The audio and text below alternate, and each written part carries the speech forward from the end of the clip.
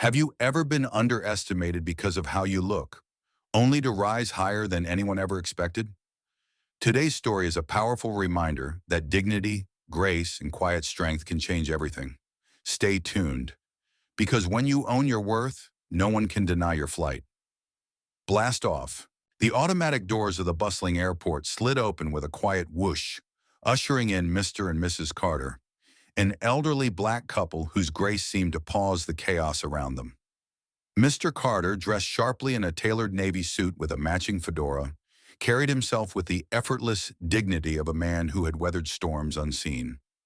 Beside him, Mrs. Carter floated with equal elegance, her pearl necklace catching the morning sun, her floral silk scarf fluttering gently in the air-conditioned breeze.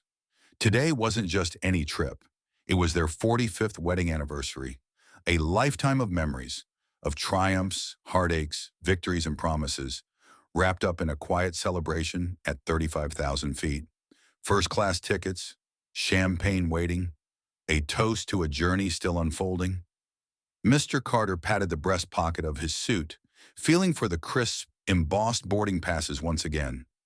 Still there. Still first class. He smiled to himself. This trip was going to be perfect. They checked in with ease. TSA waved them through with polite nods. Even the terminal announcer seemed to sing as he called their boarding group.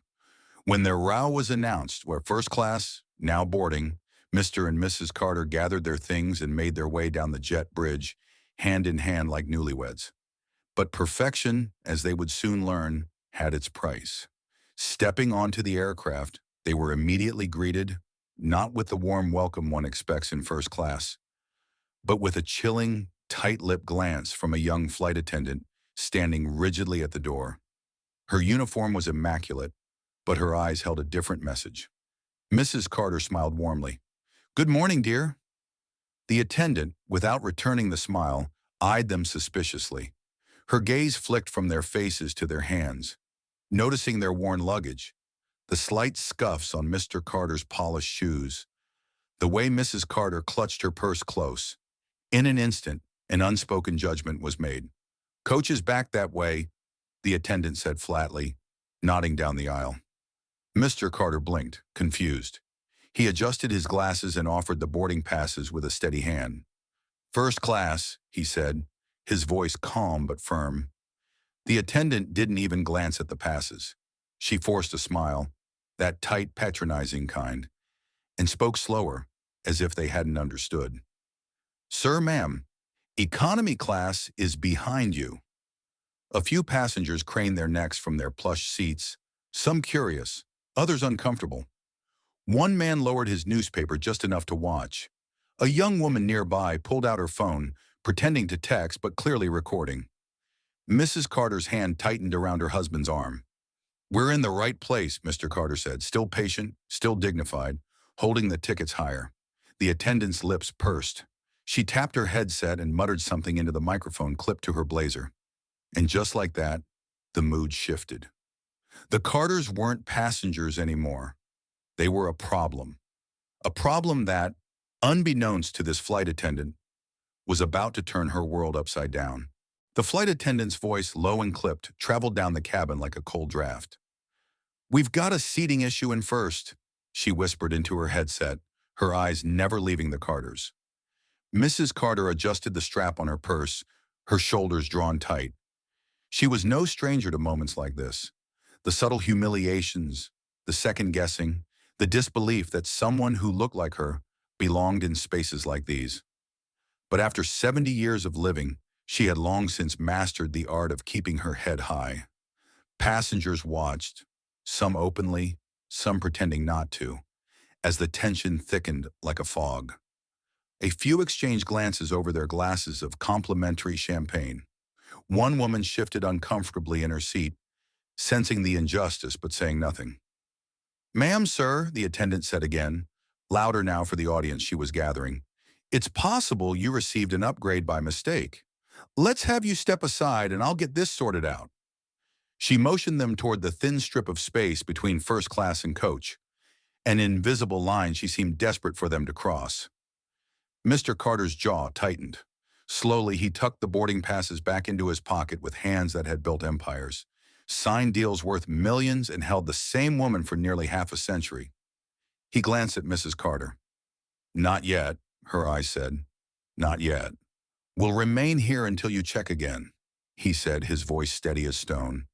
The attendant's cheeks flushed a deep, embarrassed red. For a flicker of a second, she seemed unsure, but pride, or prejudice, pulled her chin up. "Security can handle this if needed," she said sharply, stepping away to flag down a supervisor. From coach, heads began to peek around seats, curious for a spectacle. A few whispers snaked down the aisle. "What's going on? Maybe they snuck up here." "They probably can't afford it." Mrs. Carter closed her eyes briefly, centering herself against the low hum of judgment. In less than 5 minutes, they had been transformed from dignified travelers to unwelcomed intruders. And not because of anything they had done, but because of everything they represented. Mr. Carter simply stood tall, his hand resting gently over his wife's.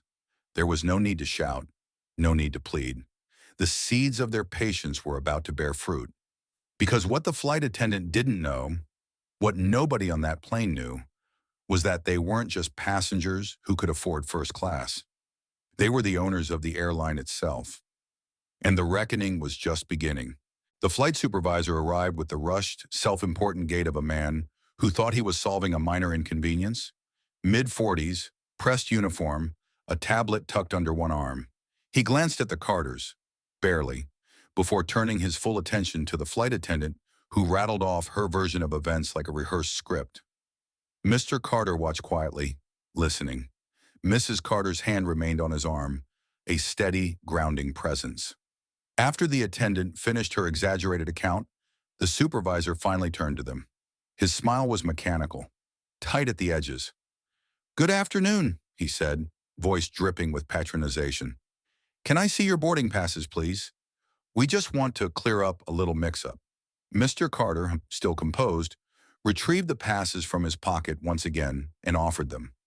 His movements were slow, deliberate, as if giving the man one last chance to truly see them. The supervisor barely glanced at the tickets before shaking his head sympathetically, as if they were confused children. "I think there's been an error," he said. "These seats are usually reserved for our frequent flyers or VIP guests. I'm going to need you both to move to economy." Mrs. Carter's lips parted slightly in disbelief. She wasn't easily rattled, but the brazenness, the assumption, it struck her deep, cutting through the layers of patience she'd carefully worn like armor all her life. Mr. Carter, however, was unshaken. He didn't raise his voice. He didn't plead. He simply said, in a voice calm enough to make the surrounding passengers lean in, "Our names are listed under your VIP ledger. You might want to double-check that before you embarrass yourself further." The supervisor stiffened, caught off guard by the confidence in Mr. Carter's tone. He opened his tablet and began tapping, his fingers fumbling slightly under the mounting pressure of eyes watching from every angle. Passengers began whispering again. Did he say VIP? Maybe they're celebrities or something. Seconds dragged on like minutes as the supervisor scrolled. His forehead creased, his mouth twitched. There, right there, in bold letters. Carter Holdings, primary shareholder. Board of Directors. Special VIP status. Owner access. His face paled. He looked up at Mr. Carter, suddenly seeing him for who he really was, and realizing with horror the magnitude of the mistake that had just been made. But it was too late for quick fixes and too late for empty apologies. Respect was never owed by titles or status. It was owed because every person deserved it, no exceptions. And now the Carters were no longer the ones on trial. It was the entire airline, and judgment was coming at 30,000 feet. The flight supervisor snapped his tablet shut a little too quickly, his hands suddenly clammy, his forehead glistening under the cabin lights. But pride is a stubborn thing, and instead of swallowing his mistake with grace, he doubled down. "Sir," he began, forcing a strained smile, "I'm sure this is all just a misunderstanding. Maybe you booked through a third-party service that mislabeled your seats.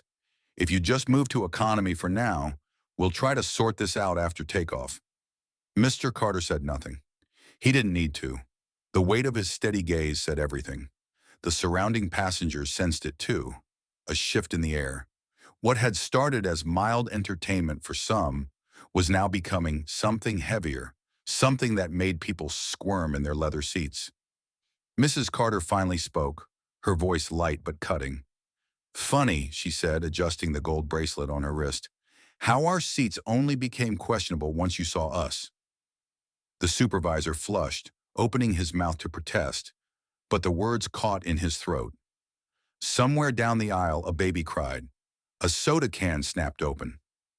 Life on the plane continued around them, oblivious to the small public unraveling of a man who had underestimated the wrong couple. The flight attendant hovered nervously nearby, arms crossed tightly, chewing on her lower lip. This wasn't how it was supposed to go.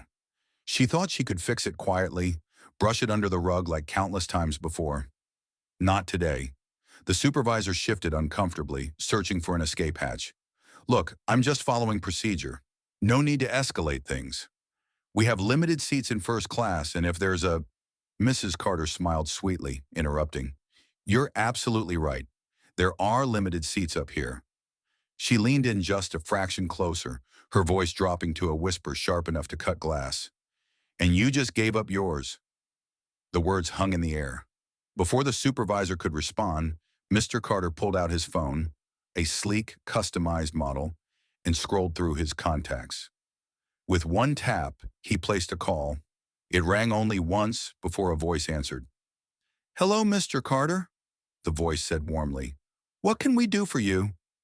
The supervisor's face drained of color when he overheard the name Mr. Carter casually drop next. The CEO of the entire airline. The flight attendant stiffened. Passengers around them, sensing the magnitude of the moment, shifted forward in their seats, listening. The Carters had played their hand with perfect timing. They had given the airline every opportunity to show basic respect, and now they were about to teach them what happens when you deny dignity to the very people who make your business possible. The phone call was brief. No shouting, no demands. Just a quiet, surgical conversation. A scalpel, not a hammer. "Yes, we're on Flight 726 to San Francisco," Mr. Carter said, his voice measured, almost casual. "First class.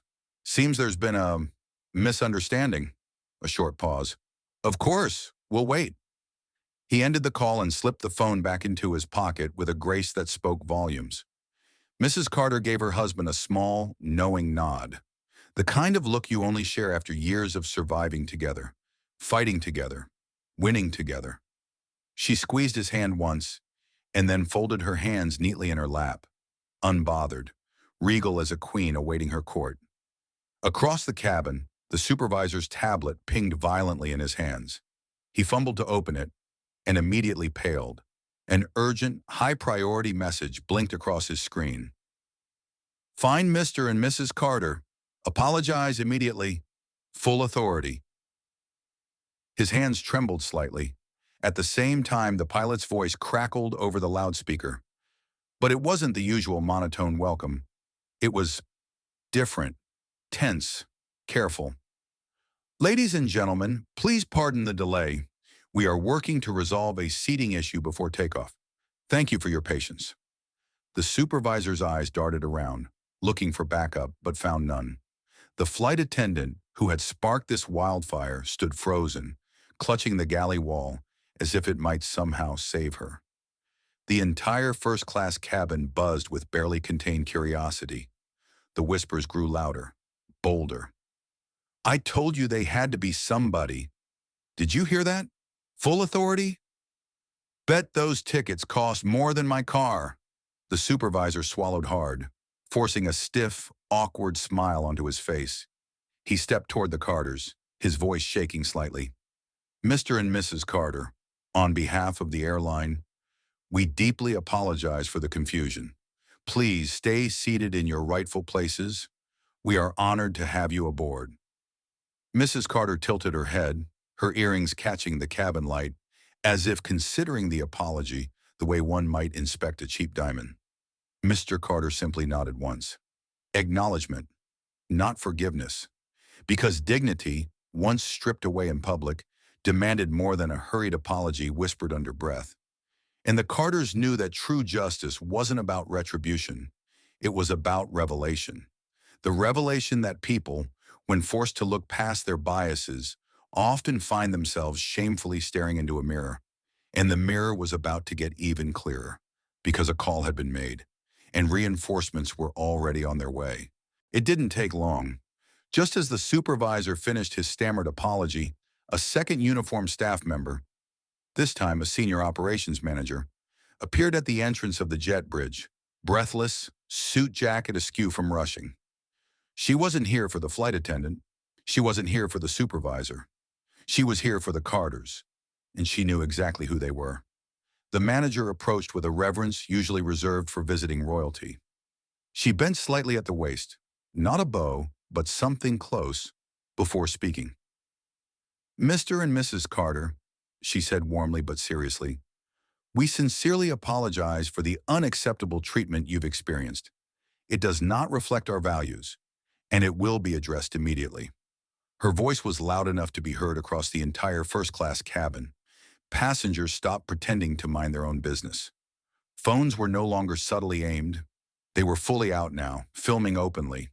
This wasn't a misunderstanding anymore. It was a moment. The operations manager turned sharply to the supervisor and the flight attendant.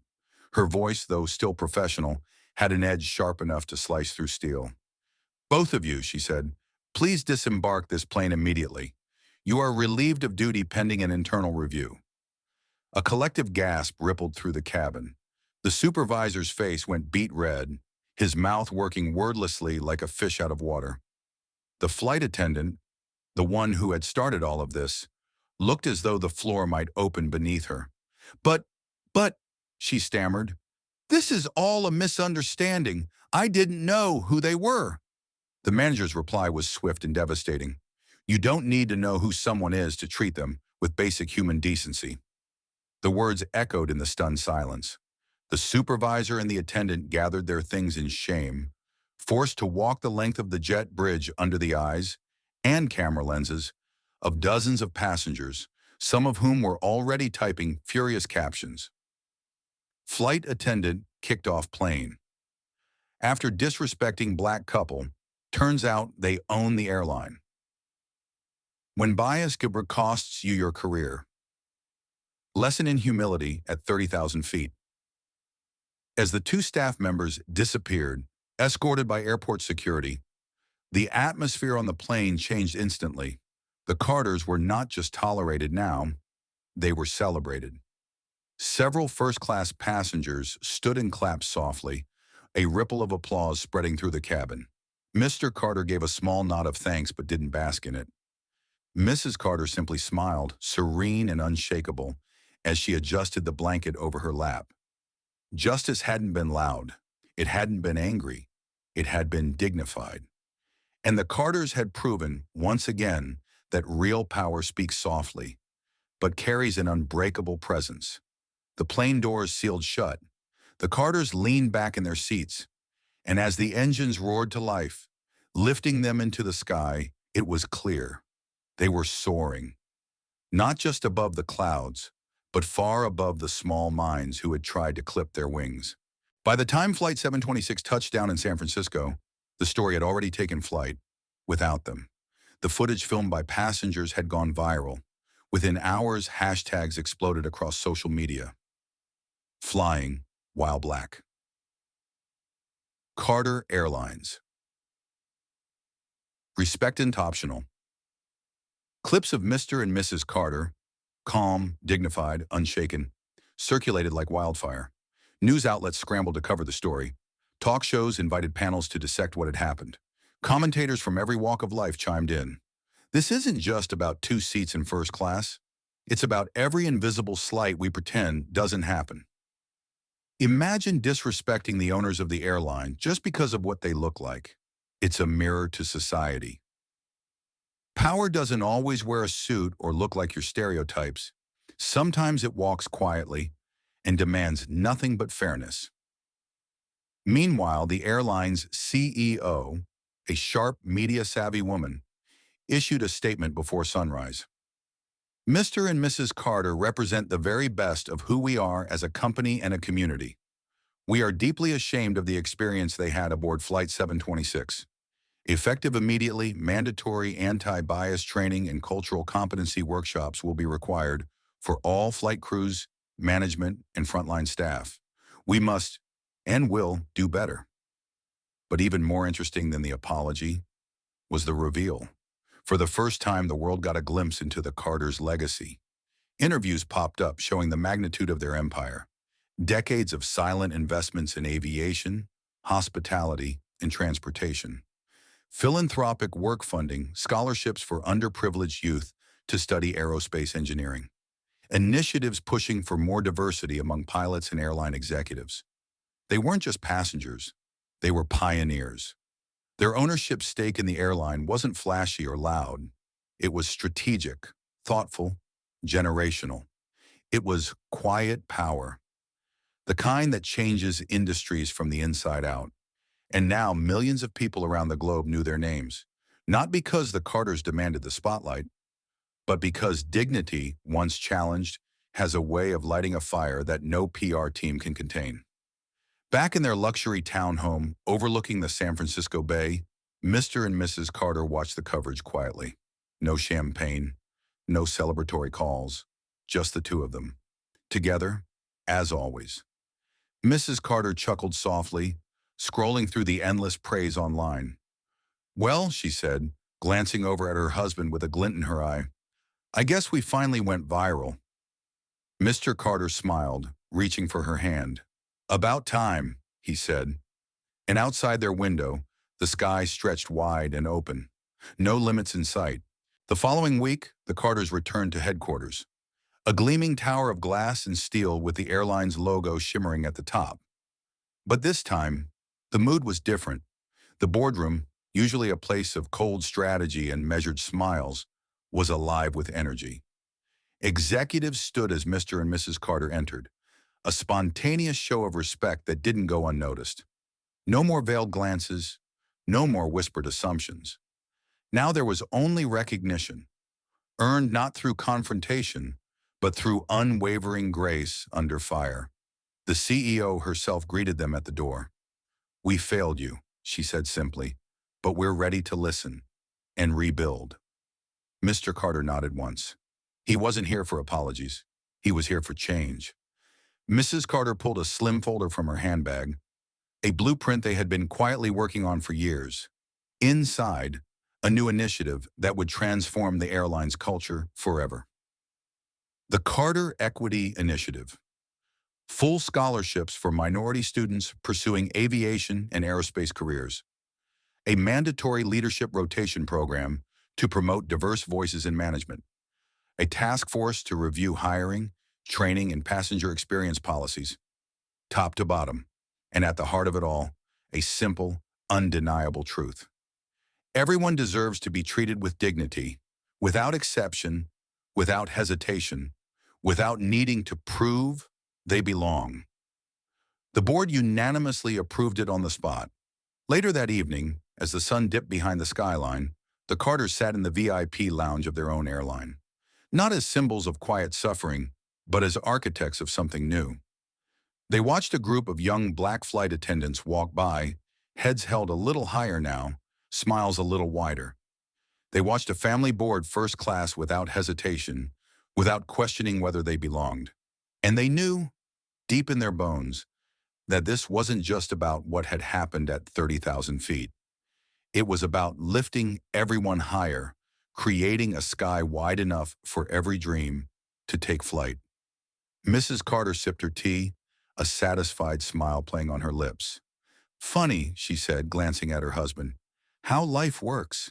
They tried to clip our wings, and all they did was make sure the whole world could see us soar." Mr. Carter chuckled, his hand resting gently over hers.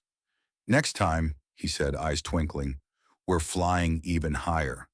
Above them, a plane streaked across the pink-streaked sky. Powerful, untouchable, unstoppable. Just like them. When the world tries to box you in, remember, Your worth isn't defined by their limits, but by your own vision. The Carters didn't just change an airline. They changed the way we all see power, dignity, and respect. You own your journey. Fly as high as you dare.